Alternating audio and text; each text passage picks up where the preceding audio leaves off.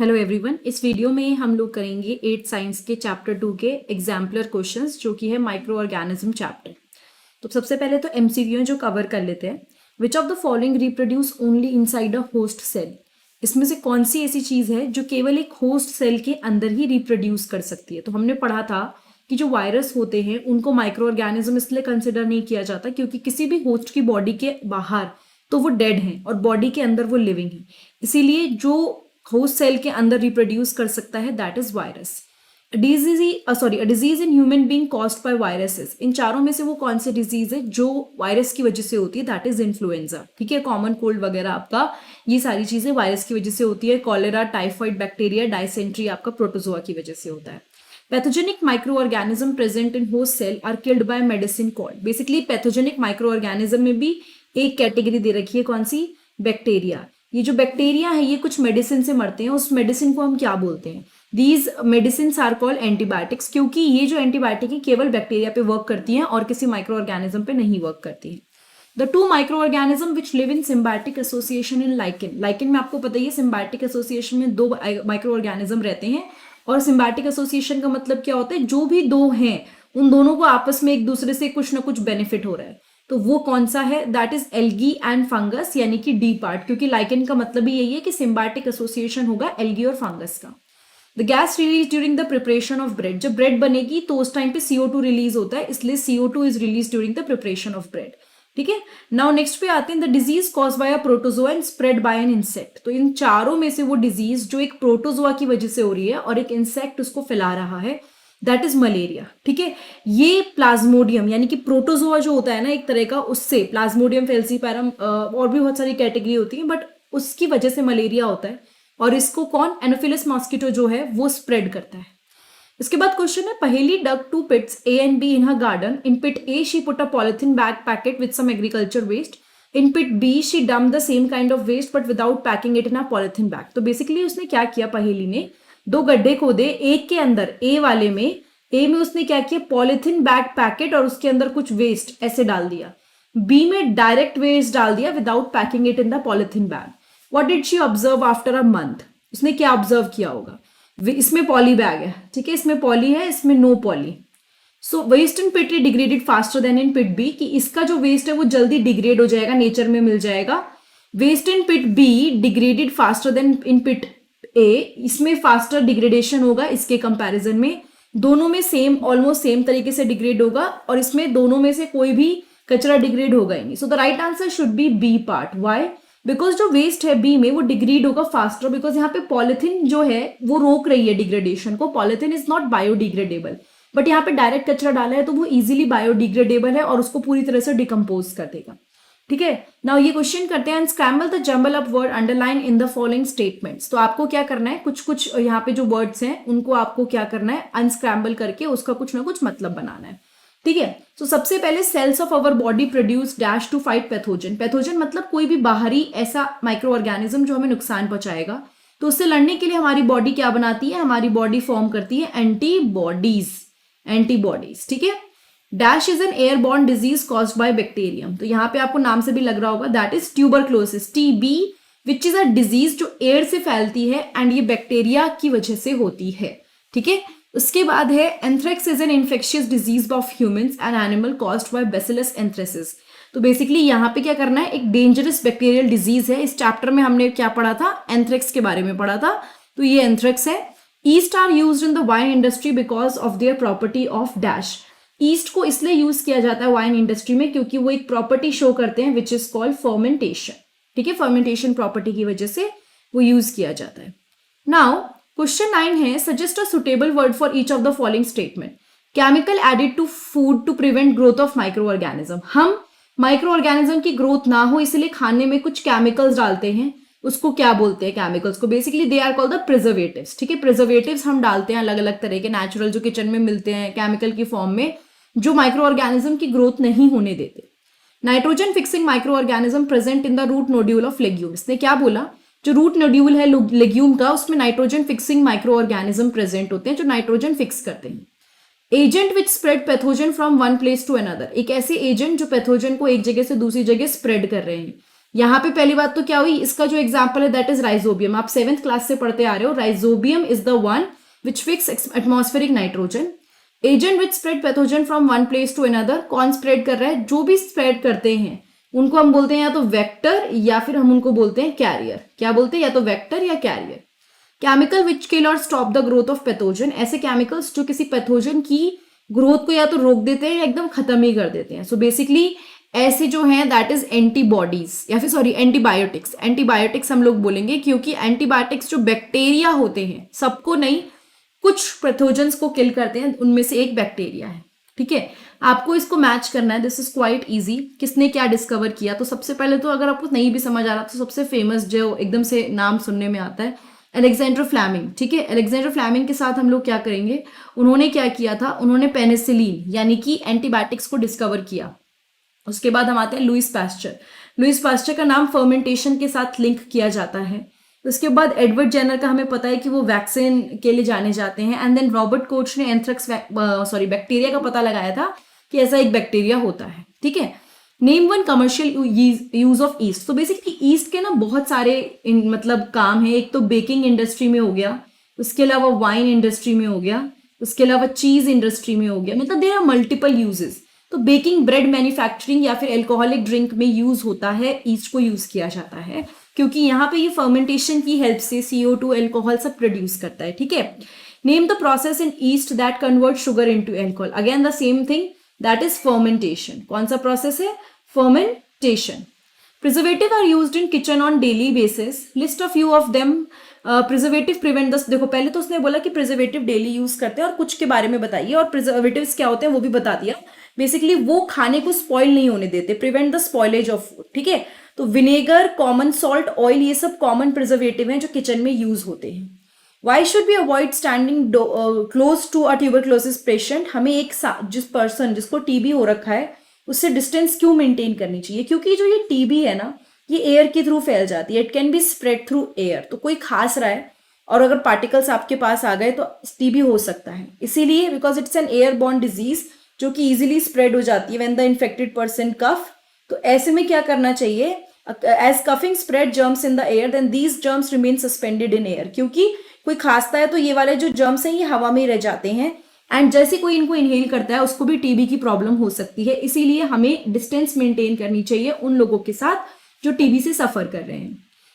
Polio drops are not given to children suffering from diarrhoea. जैसे कि आपको पता ही है कि जो पोलियो है, मतलब पोलियो ड्रॉप्स है, वो कब दी जाती है, इट्स अ ओरल, मतलब ओरल वैक्सीन की फॉर्म में दिया जाता है, यानी इसको वेन्स में नहीं डालते हैं, मुंह के थ्रू देते हैं। तो आपको पता ही है अगर मुंह के थ्रू जाएगा तो वो कहाँ जाएगा, आपके डाइजेस्टिव सिस्टम से होता हुआ निकलेगा, है ना, वहीं से एब्जॉर्ब होगा। अगर किसी को डायरिया हो रखा है तो वो जो दवाई है वो बॉडी से बाहर एक्सपेल आउट हो जाएगी और बॉडी में यूज ही नहीं हो पाएगा उसका। इसी वजह से क्या किया जाता है, पोलियो ड्रॉप्स उन बच्चों को नहीं दिया जाता जिनको डायरिया है, क्योंकि उनको फिर कोई असर नहीं करेगी और पोलियो होने के पूरे चांसेस हैं। Paheli watched grandmother making mango pickle. After she bottled the pickle, her grandmother poured oil on the top of the pickle before closing the lid.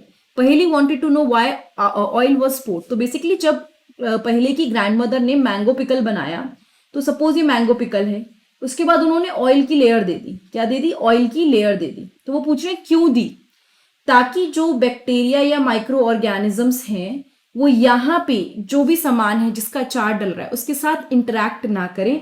तो वो ऑयल एक बैरियर क्रिएट कर देता है, it's kind of preservative which is used, तो उससे वो bacteria उस पर रिएक्ट नहीं करते हैं, उस पर कोई फंक्शन नहीं करते हैं।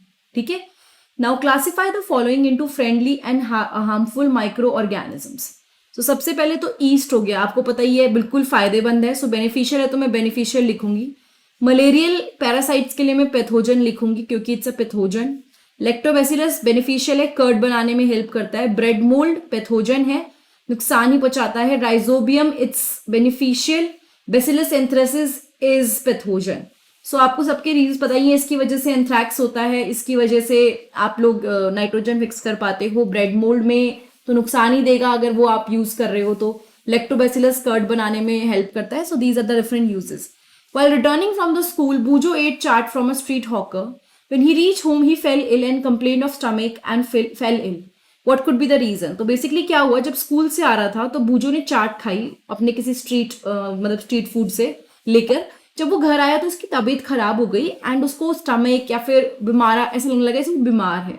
क्या रीजन हो सकता है? रीजन ये हो सकता है कि बेसिकली जो चार्ट थी उसमें कुछ पैथोजेनिक माइक्रो ऑर्गेनिजम्स होंगे। ठीक है, वो चार्ट मतलब बेनिफिशियल तो नहीं होगी, उसके अंदर कुछ ऐसे माइक्रो ऑर्गेनिज्म रहे होंगे जो उसने पेट को खराब कर दिया होगा या फूड पॉइजनिंग कर दी होगी। वो किसी भी वजह से फैल सकते हैं, फ्लाइज की वजह से या फिर वैक्टर्स की वजह से। कोई मच्छर तो नहीं, मोस्टली फ्लाइज क्या करती है, खाने पे बैठ जाती है स्ट्रीट फूड में, जिसकी वजह से हम लोग बीमार हो जाते हैं। तो कंटेमिनेटेड होगा वो फूड जिसकी वजह से वो जो है भूजो वो बीमार पड़े।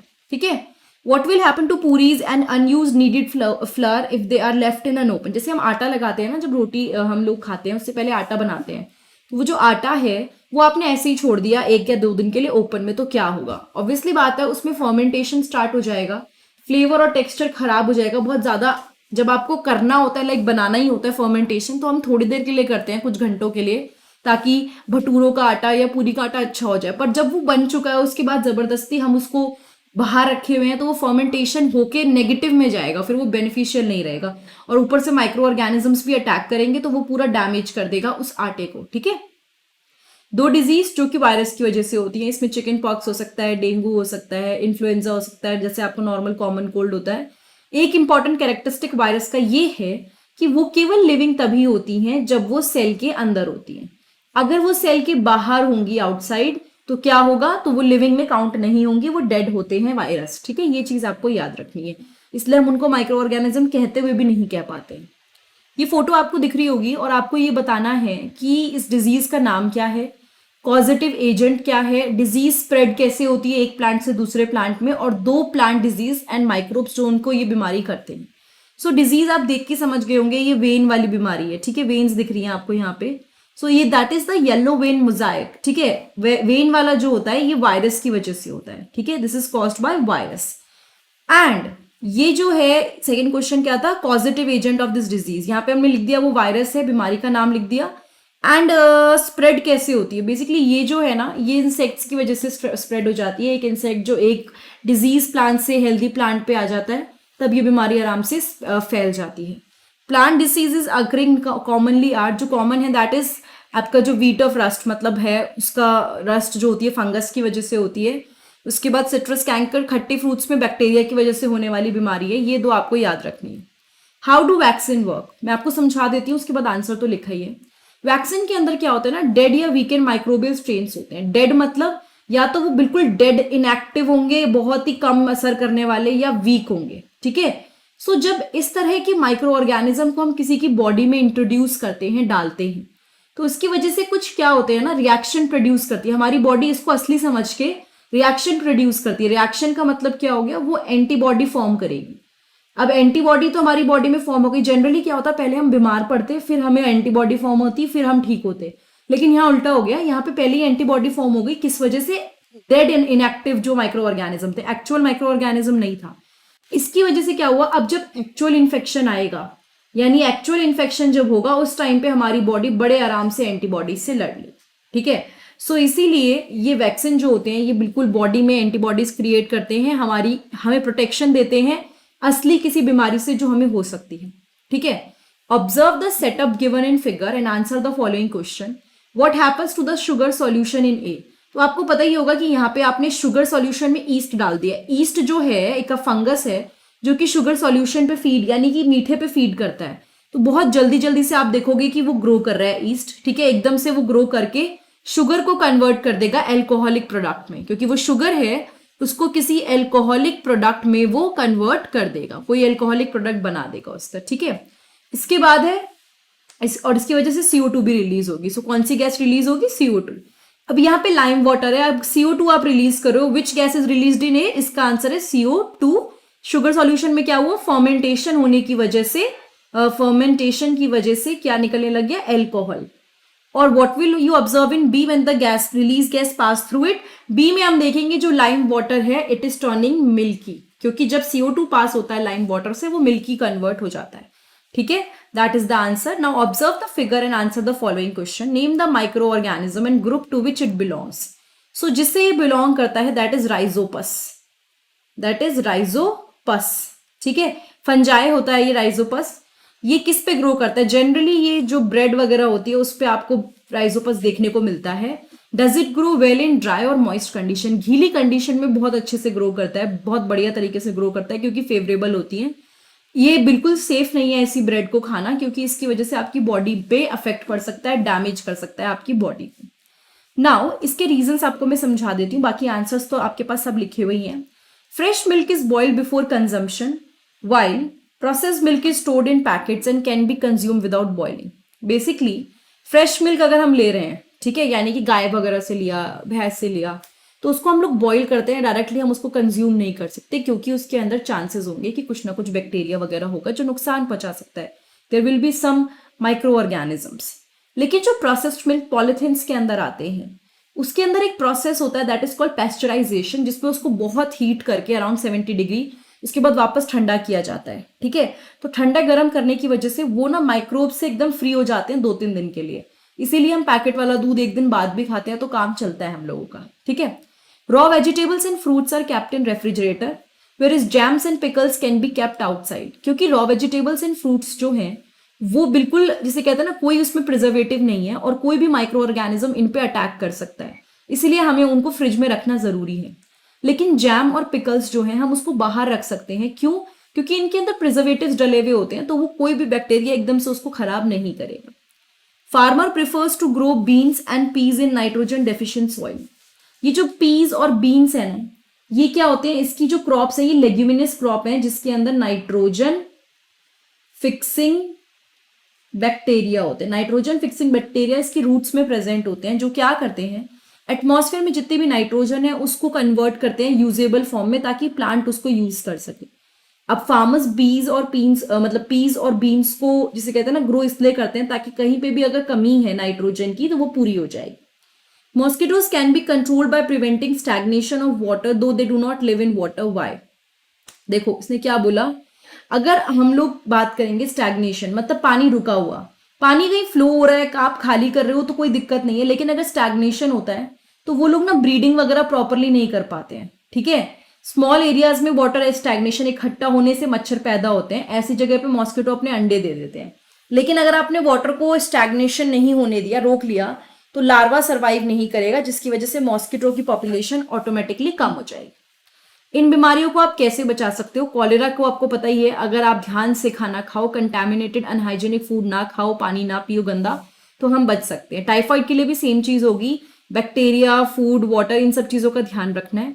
हेपेटाइटिस की अगर मैं बात करूं, वो एक वायरस से होने वाली बीमारी है, तो उसका भी ध्यान आपको क्या रखना है, ड्रिंकिंग बॉइल्ड वाटर, आपको खाने से पहले हाथ धोने हैं। ओके, ये साइकिल है, इसको कंप्लीट करना है। इसके नीचे इसके आंसर भी सारे दे रखे हैं कि कहाँ पे क्या क्या है, 1 2 3 4। बट बेसिकली नाइट्रोजन साइकिल होता क्या है मैं आपको बता देती हूँ। सो यहाँ पे जनरली क्या होता है ना, the cycle given the represent the nitrogen cycle occurring the environment. यहाँ पे जो नाइट्रोजन एटमॉस्फेयर में है वो फिक्स करने की हम लोग बात कर रहे हैं। ठीक है, नाइट्रोजन क्योंकि प्लांट्स डायरेक्टली यूज नहीं कर सकते तो उनको किसी ना किसी फॉर्म में फिक्स करना होता है, and that is why it is, जैसे कहते हैं ना कि वो फिक्स होता है इस तरह से। ठीक है, अब इसके अंदर एक दो चीजें हैं जो पढ़ लेते हैं, एक सेकेंड। ठीक है, सो सबसे पहले यहाँ पे आप ऐसे मान के चल लीजिए 1 2 3 एंड 4, एंड उसके हिसाब से आप नीचे जो सोल्यूशंस लिखे हैं आप इसको अप्लाई कर सकते हैं। जैसे कि लाइटनिंग से, हाँ, बिजली कड़कने से भी नाइट्रोजन फिक्स होती है। ठीक है, उसके बाद नाइट्रोजन फिक्सेशन हुआ। सेकंड में है कि बैक्टीरिया फिक्स नाइट्रोजन, तो ऐसे कई बैक्टीरिया हैं, एंड ब्लू ग्रीन एल्गी है जो एटमॉस्फेरिक नाइट्रोजन को फिक्स कर रही है। और फिर जब कोई भी एनिमल मरता है तो उसका जो नाइट्रोजन होता है वो एक्सक्रीट हो जाता है, एक्सक्रीट होने के बाद वो वापस मिल जाता है सॉइल के अंदर। एंड डी पार्ट है bacteria turns compound of nitrogen into gaseous nitrogen. दोबारा से जो बैक्टीरिया हैं वो उसको क्या करते हैं, नॉर्मल एटमॉस्फेरिक नाइट्रोजन में कन्वर्ट कर देते हैं। इसके बारे में मैं आपको डिटेल में पढ़ा दूंगी, बाकी आप जाके जो साइंस की प्लेलिस्ट है 8th क्लास की साइंस की वो चेक कर सकते हो, उसमें आपको काफी काम की चीजें मिलेंगी, प्लस 9th की भी साइंस में मैंने कवर किया हुआ है नाइट्रोजन साइकिल जो आप देख सकते हैं। Thank you so much, have a nice day, I will see you next time in the next video. अगर ये वीडियो आपको थोड़ी सी भी अच्छी लगी, आपको थोड़ी भी हेल्प हुई हो, तो प्लीज चैनल को लाइक, कमेंट, सब्सक्राइब और शेयर करना बिल्कुल मत भूलिएगा। I will see you next time in the next video.